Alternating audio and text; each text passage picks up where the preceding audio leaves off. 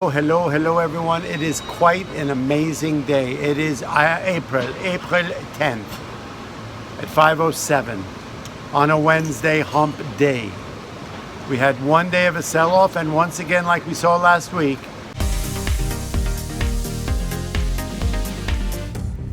the market does not follow through on all that news. Yesterday's sell-off was basically started by the White House tweeting off something about EU and tariffs and $11 billion, and it kind of put a halt on any hope, anticipation about a China deal, and the narrative went negative and the market sold off. I did talk to you about it last night, and I did say it didn't feel like they really hit it hard, although there was some profit taking, but it didn't feel like there was going to be a follow-through. And as we saw today, there was no follow-through. We've got earnings coming up. That was sort of a positive. Shouldn't be a positive because they're saying it's not, but that didn't put any negativity on the market. Then we had Brexit. That's once again put off, so that wasn't anything worth engaging. Then we had the Fed minutes. They came out. Look, the president's been talking about, lowering interest rates again, even though the economy is doing incredibly well. That makes no sense, and as we know, he is not an economist. The Fed came out and said, yes, we're probably economically data-driven decision that we may raise it one more time. So that was completely it was intuitive and made sense for us who know what the financial markets are doing and the economy is doing, countered anything that was coming off pressure coming out of the White House. Plenty of madness and chaos and incoherent. Look, they're proposing to have the CEO of Domino's Pizza be the next Fed chairman or a Fed governor.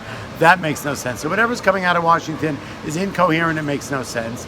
The market seems strong, and they're telling you what they think. Today, the market is green on the screen all day. Inventories were lower in oil. That bounced that one back up 50 cents. Even though the Dow was only up 5, that was due to being dragged down by Boeing, but the Russell was up 25 points. People were selling that, said, forget about this stuff. We're buying into those mid-cap, small-cap stocks for yields, for value. Russell up 22 points. Spider's up 10 points. 9 days out of 10, the S&P is up. We're at 28. We're almost at 2,900 again with the S&P. The Dow at 26 too. Volume kind of quiet. I think we're still on a little bit of a spring break feel.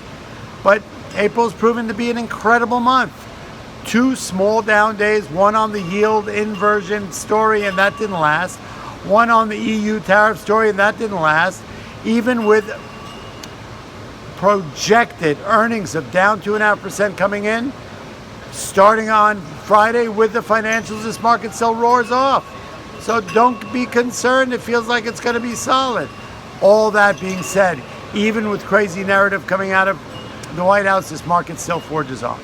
So the Fed minutes were stable.